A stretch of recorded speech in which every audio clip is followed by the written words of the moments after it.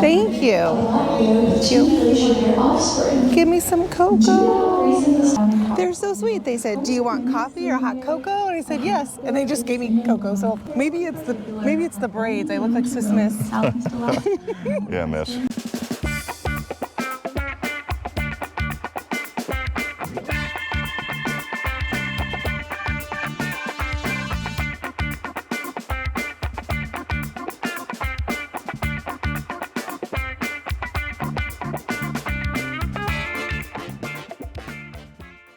Good morning, Ramblers. I know I look really tired. We've been having a great time here on the ship, and today is my favorite day. Today is Glacier Bay Day, and I have to tell you, that's the reason why I booked this particular ship and this particular itinerary.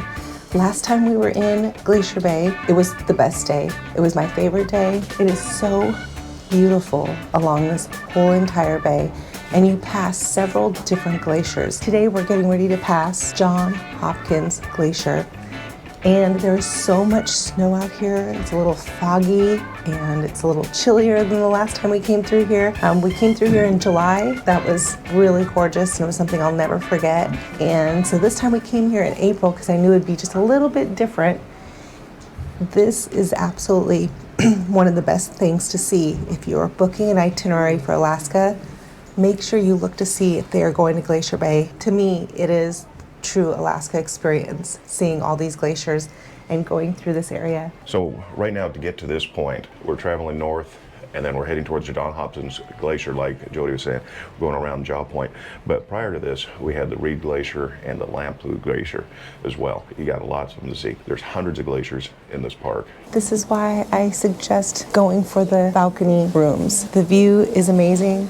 You can wake up early, sit out here, have your coffee, and just have your own peace and quiet. It's my favorite thing that we did 2 years ago, and it is something that I will make sure is on my itinerary every time we go to Alaska, because there's just nothing like it, and it's hard to explain, and we can do the best we can to capture it for you, but it is, like I said, my favorite part of doing a cruise through Alaska is this day right here, Glacier Bay. So right now at this point we have the TV on, and one of the national park rangers is narrating where we're at, going into the inlets, going through the channels. Right now we're just leaving the area from Johns Hopkins Glacier, and we're proceeding north up into another inlet that we're going to see Marjorie Glacier and the Grand Pacific Glacier as well. Just over 250 years ago, Glacier Bay didn't even exist. Back in 1750, this area was covered by a massive glacier, more than 4,000 feet thick. But as the climate began to warm, that ancient ice began to retreat over 65 miles in just 2 centuries, exposing a stunning network of fjords, inlets, and rugged peaks. What emerged now is one of the most dynamic glacial landscapes on Earth. By 1925, Glacier Bay was designated a national monument, later becoming a national park and preserve. Today, it's not just a sanctuary for humpback whales, sea otters, and puffins, but a global symbol of natural beauty and environmental resilience.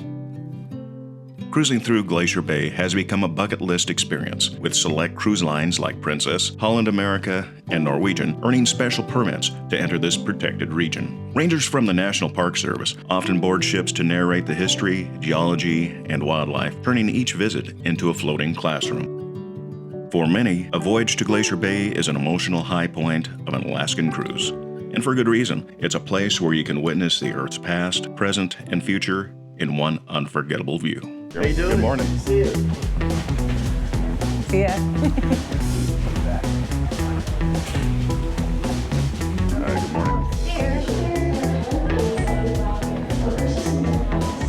This special for access Yes, please. Thank you. Give me some cocoa. Yosemite National Park down in California. They're so sweet. They said, "Do you want coffee or hot cocoa?" And I said, "Yes." And they just gave me cocoa, so I look like a cocoa girl. I would have coffee, half cocoa. I know. I didn't, so they gave me cocoa. Maybe it's the braids. I look like Swiss Miss. Yeah, miss. So when you're in Glacier Bay, they open up deck 8. The front of the ship gets opened so you can come out here and enjoy this beautiful view. So it's wonderful that they do this for everybody. And so it doesn't matter what room you have, you can find a way to be able to see this beautiful area. As we were traveling over to Marjorie Glacier, we wanted to show you real quick how busy the observation deck can get. This cruise is much like our last cruise. They bring on board the National Park Rangers. They're open to answering many questions. They actually bring on the stamps so you can stamp your passports if you're doing that. And they sell a lot of different items. It is really popular, and sometimes people I've heard have gone down there and saved spots at 4 and 5 in the morning. If you want a table and you want to enjoy that area, get there early. It was packed. It is really a nice option to just go in there for a little bit and get warm after you hit deck 8 and go out to the bow. Another thing is breakfast. It is packed this morning. The Garden Cafe, very busy. All the tables are taken. I've never seen it like that anytime we went down there. So this is a very popular morning for all of that. It looks like we're coming up to the Marjorie Glacier right now. We can just see a little chunk of it. And then there's the Grand Pacific Glacier. It's covered in dirt, so you don't see the blue ice. You wouldn't even know it's a glacier. You just think it's a hill, but it is a glacier. And then Marjorie Glacier is coming into view. We might be there in about 20 minutes or so, but we can see a little chunk of it right now.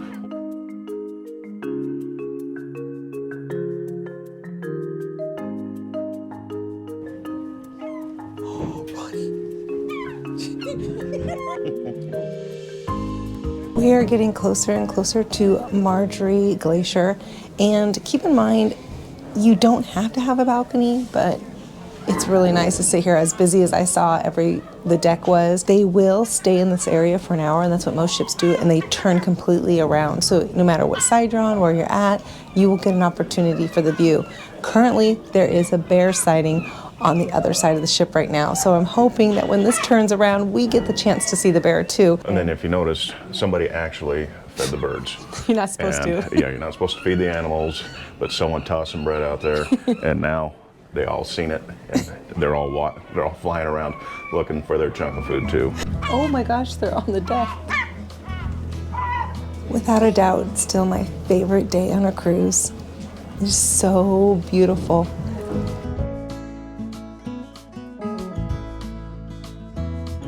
The Marjorie Glacier is one of the park's most iconic and active tidewater glaciers. Marjorie stands an impressive 250 feet above the waterline, with another 100 feet hidden below the surface, and spans almost a mile across at its face.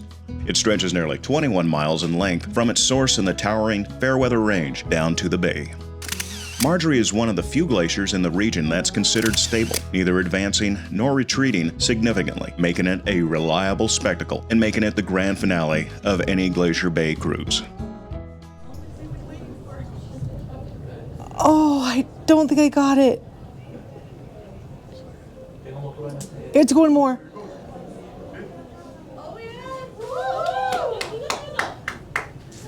I'm so bummed because I think that the camera went on 5 seconds after it started, but we actually got to see calving. We actually got to see calving going on. So, never mind.